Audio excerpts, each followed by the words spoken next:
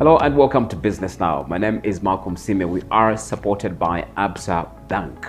In this edition on the 11th of August, Business Now will be exploring banking and financial services. We sit down with the Institute of Banking and Financial Services Chief Executive, Goreti Masade, to talk to us about what the Institute is doing in shaping the new trends of training and equipping bankers with professional courses that will help them navigate today's financial environment from across the board that is dominated by innovation and technology. On our Agric Now segment, we talk gold and tea. Tea prices have been falling and gold has been going up. But what is happening with the tea farmers in Buheju, who in recent times have been uprooting their tea?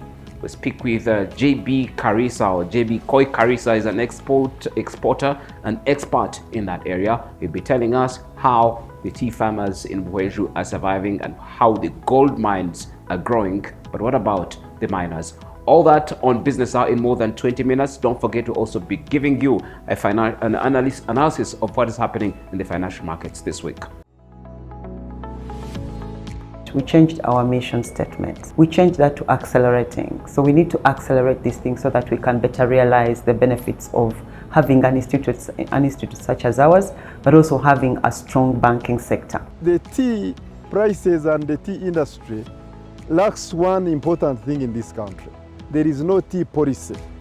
Let's now talk Trump tariffs, because the US reciprocal tariffs are set to roll out mid-week this August, with key deadlines approaching and heightened uncertainty all over the world over relations, especially with China, after the 12th of this month. Analysts warn we are still at the beginning of a prolonged trade conflict, and whatever country you are in will be affected. These developments inject volatility into global commodities and currency markets, critical to the African exporters of minerals oil, tea, and other commodities. Rising trade barriers may depress demand or raise costs across the continent.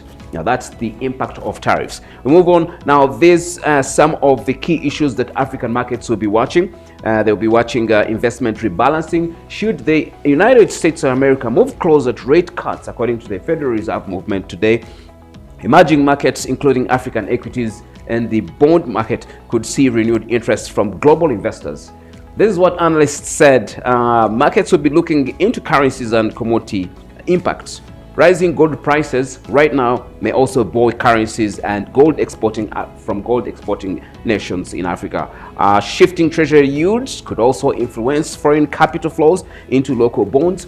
There's also an issue of risk sentiment shift. Strong tech or technology-driven rallies on the stock markets across the world might raise appetite for higher growth sectors. Conversely, any weaknesses could restrict capital inflows into African fintechs and startup ecosystems. This is Business Now. So this week on Business Now, let's go straight into our interview at the start of the CEO segment, and we delve into banking and financial services. And tonight we shine a spotlight on the Institute and its pivotal role in strengthening the financial sector with an exclusive featuring the Chief Executive at the Institute, Goreti Masade. Thank you very much. New look indeed, being 57 years and changing over the 57 years, over the 5 decades, changing in what we offer, having started off being an examination center for the Chartered Institute of Banking in the UK, coming all the way to 1990 when we became autonomous, the Uganda Institute of Banking and Financial Services, actually the Uganda Institute of Bankers then, and then later on, late 2000, becoming Institute of Banking and Financial Services. Again, because of the evolving nature of banking, we have gone through a lot of transformation. However, we remain the same, we looked the same, and if a logo was suitable 57 years ago, surely 57 years later, with all the changes that have happened, with the way banking has evolved, including financial services, being more digital and technology, we needed to change. We needed to change to fit the aspirations of our stakeholders and the organization's aspirations. And that's why we have a new look.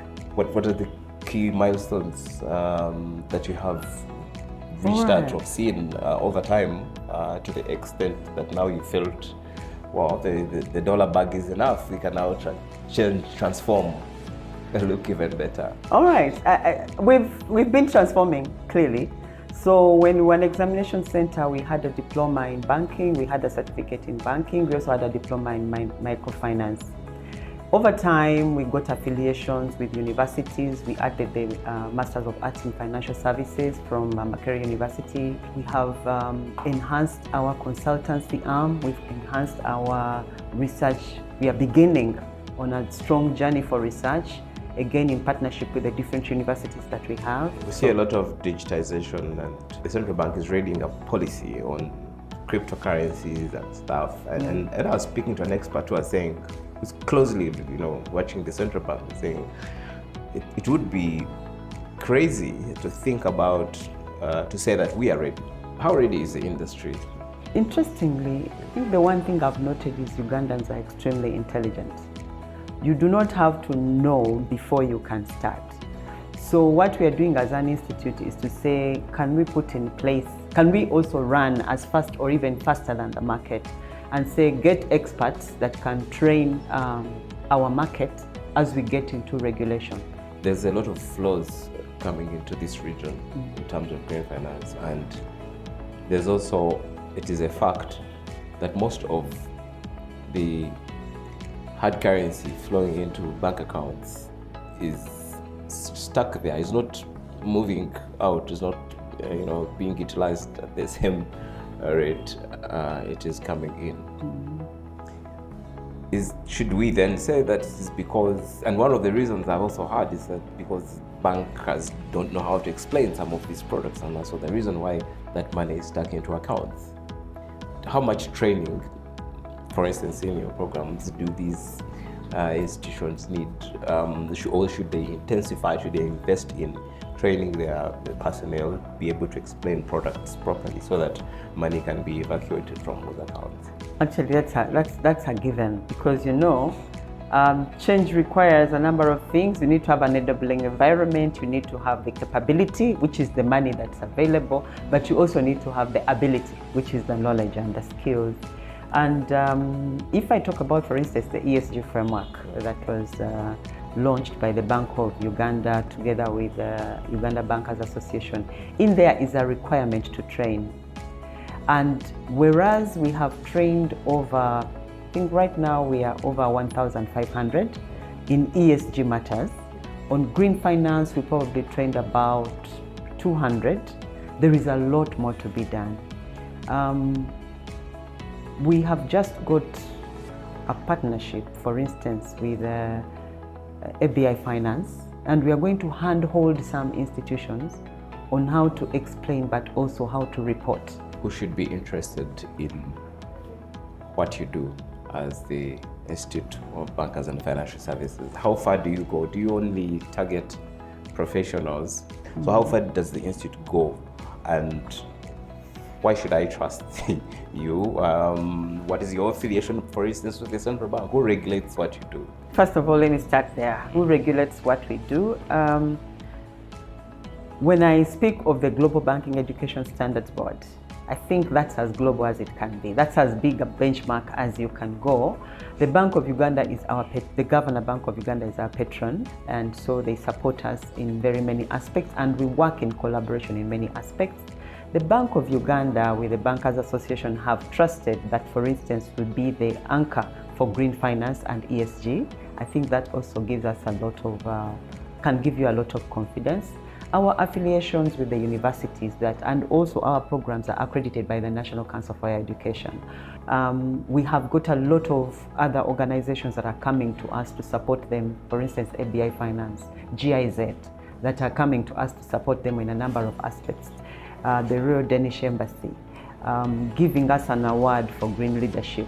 I think that all is these awards and accolades, and trusting us with these assignments is a demonstration of what we are able to do and that we can be trusted. Now, to where we go, where our stakeholders and where they span, I want to remind you that we are both about professionalizing and financial inclusion. So in the financial inclusion agenda is where we have financial literacy. So any common person can also come to us. For instance, it's about green finance. we will be going out to train people about green finance so that they can then go to sort of stimulate demand. The bankers, we train them so that they can supply ably, but we also need to stimulate demand. So we go out in the Bank and Financial Services Awareness Month and others. But let's talk about professionalism, where you're really anchored. Anybody will come to us. In the past, we had what we called a microfinance competence center. And many of the microfinance MDs right now and senior executives came through the competence center. Eventually, it became more of banking, but they will tell you that they are struggling right now. And now our diploma in microfinance, our microfinance apprenticeship program, and all the other short courses in microfinance are sorting those out. So you have a lot of people coming for that. I'll mention circles like Wazalendo. You tell them about the institute, they tell you everything they know about the institute. Recently, we got approval to enroll Tier 4 organizations as members. Are you heavily capitalized? The government should invest money in the Bankers Institute, financial services. How important are you? We are sustainable.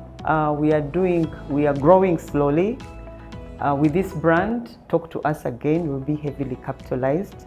The bill is a private bill, members' bill, and therefore it's not necessarily going to attract a lot of money from government, but the money will come from government through consultancy. The government needs to put money in this institute. This is a very important institute. It is, it is. Thank you very much, Madam Goriti. In our Agri-Canal segment, our report today explores the deep troubles facing Uganda's tea sector, where plunging global prices have led farmers to uproot their tea gardens or bushes and switch to crops like bananas and maize. And that all happened in Western Uganda and other parts of the country where tea is grown. Now I speak to John Bosco Koikarisa. He's a politician, he is a businessman and exporter and someone with interests in gold mining, and he tells us what is happening in his hometown in Bohweshu. The status today is that very many farmers who are involved in tea growing are very highly discouraged. Number one, the issue is more on the tea prices for the farmer on the ground, because there are so many activities which go around tea, and when they go in to see the money they are paid, the maximum they are paid now is 300 per kilo of green leaf. And if you see, the one who is plucking tea needs over 200 shillings, and when you count fertilizers and everything, you find that the real farmer, the owner of the farm, does not remain with anything. But you see, the tea prices and the tea industry lacks one important thing in this country. There is no tea policy. There is nothing that guides the tea farming, tea processing, and tea marketing in this country.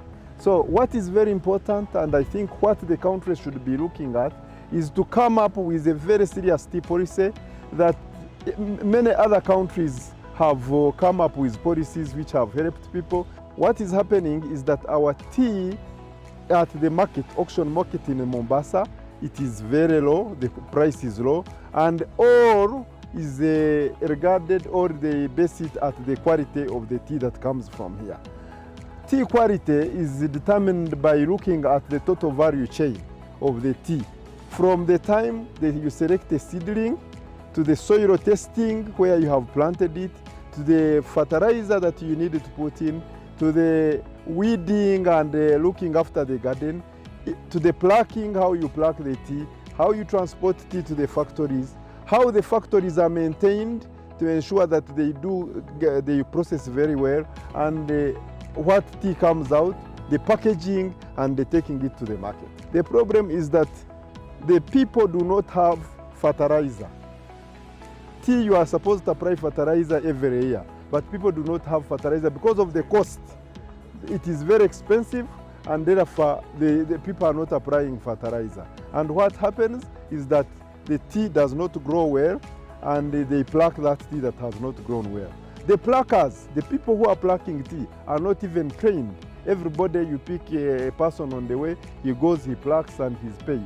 And therefore, if those people are not trained, there must be a program. You see, if there is a policy, there must be a program that people will apply fertilizer. Fertilizer will be subsidized. Then pluckers will be trained by factories and the farmer groups. Cooperatives would be very strong such that there is a policy that guides all that. So the challenge is on the policy, and once there is no policy in this country for tea, I can assure you it is very, very hard to make sure that that problem is solved. On Tech Now, artificial intelligence is no longer just a feature, it is here. And it is transforming industries, redefining skills, and raising new questions about the human role in the digital world. From voice assistants, predictive analytics, and even local language AI tools like Luganda, GPT, the technology is reshaping how we work. Imagine that, Luganda, ChatGPT, and that's the conversation we'll be having, and how AI will be changing things back home, but also the policy and the regulations. We sit down with Mr. Chitaka. He's an AI enthusiast and expert, and now tells us what this all means. Welcome to Business Now, Felix Chitaka. You are a software engineer. I want to understand this. Software engineer, tech developer. Yeah. Is that the same word? But how are you? Thank you very much for coming anyway. Thank now you for having going into the details. Pleasure being here. Yeah, so what's the difference between the two? Between software engineer Yeah, we can start there. Yeah, software engineer, AI developer. Okay. Thank you very much. Software engineering is really about building software. Artificial intelligence specifically is a new capability. So what's happening now is software engineers are combining AI to create better software. So software engineers, most of our job is about automation. But before we were automating without intelligence, we had to tell the computer exactly what to do. What artificial intelligence is making possible is we can write software that can think and reason at the same time. I'm most intrigued about the fact that when I read through your profile, Yeah. I saw that you have done something around Luganda GPT. Yes, please. And I couldn't help but think, these guys are so quick. Yeah. Yeah. So tell me about that. Is that where we are right now? No, it's quite amazing. Of course, artificial intelligence is in its infancy. And the biggest challenge, of course, most people don't understand what it is. We look at Meta AI on our WhatsApp or ChatGPT, and that's all we know about AI. But when you think about it in a nutshell, AI is like electricity. It's a capability. Just like electricity is not useful without a light bulb. Electricity is not useful without a cooker. So you need to create appliances that turn a capability electricity into something useful. And that's the same with AI. So AI is a capability of intelligence. And the different appliances, or you call them applications, like ChatGPT, that make it useful. So Luganda GPT is one form of application or appliance that is trying to take this new capability of artificial intelligence and enabling people who can't speak English, who can't read and write, to be able to tap into this intelligence in their native languages. How did you get into that space, first of all, creating local GPT search engines or whatever it is? I thought, does it have any strict certifications or whatever it is? Is that something to do with your background? Are you based in California or whatever? No, I'm a self-taught software engineer, but my most recent assignment in 2023 as a senior software engineer with a company called Headspace in San Francisco as a remote engineer. And I left my job in 2023 to find the next challenge. And towards the end of last year, I came to appreciate the true power of artificial intelligence. So ever since last year in December, I've immersed myself in understanding the technology. And when I created Luganda GPT, was one, I was solving a problem, but two, it was my avenue of trying to explore the landscape, because I learned that the best way to learn something is by doing. Let's talk about the Luganda GPT now. What is it able to do apart from helping people who can't speak English or otherwise do certain things online? Use AI to say it in Luganda or whatever. You spoke to that as one of the solutions. And secondly, what did you take? What did you have to put in to make it to this point? Okay, so of course Luganda GPT is still in research and development. We have not officially launched yet. There's a lot of things to figure out. It's a new technology, a lot of learning and a lot of resources to pull it off, right? But at the heart of it all, if you think about artificial intelligence, I think there's about 3 layers I can think about. One is the know-how. Most of the biggest board challenge for most people is the know-how of how to leverage this technology. 2, artificial intelligence uses a lot of data because you're teaching a computer to learn. So you go to university and spend years through the education system to learn. For years and years you're trying to learn. So if you want a computer to learn something in a short amount of time, you must give it enough amounts of data. And the other part is you need a certain specialized computers called GPUs. And that is the major bottleneck in the world. These GPUs, decent ones, cost about $15,000 each, right? Now, some of us can't afford to have a collection of them, so end up renting them on the internet, right? So it's those different balancing that equation of talent that has the know-how because the technology is new, finding that data to make sure the models can do what they do, and also having the GPUs. To give you a case in point, part of Luganda GPT is for the AI to be able to speak Luganda as a starting point. Now, for it to speak a language, it means you must give it enough Luganda for it to learn how to speak Luganda.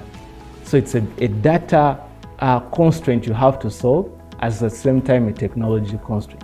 What has got to be done by governments or even by the private sector? Make sure that schools and everyone, in the innovation space, whatever, benefit from it. One of the things that's very fascinating about most things is the economic system.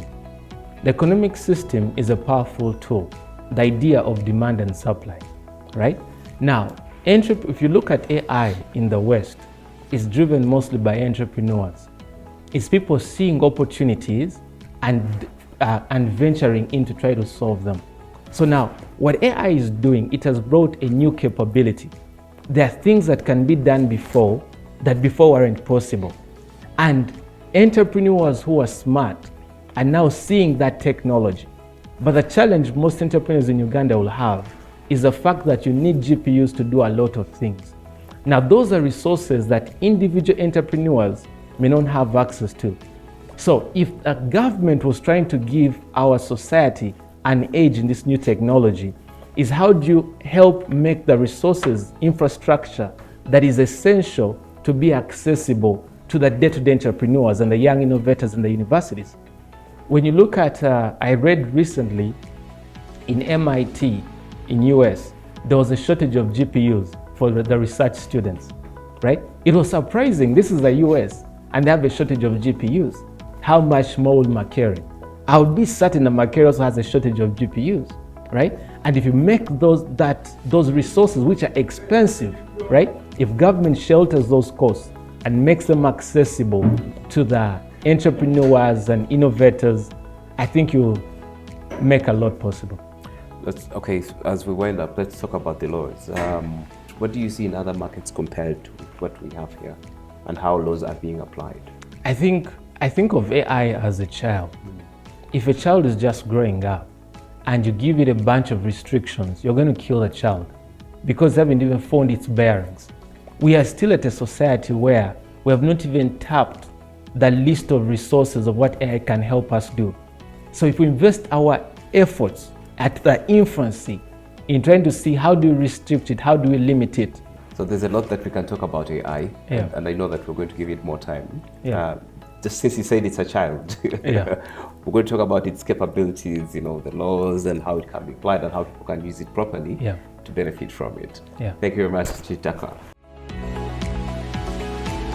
And that's it on this edition of Business Now, where we bring you all the global trending stories in business, including those that affect us here at home. We're supported by Absa Bank. Don't forget, it's Absa Bank supports all your SME dreams and business aspirations. You can talk to Absa Bank at any branch you are. You could also go online and look for Absa Bank Uganda to find the best financial services ever in this market. You can follow me on @MalcolmSima on X.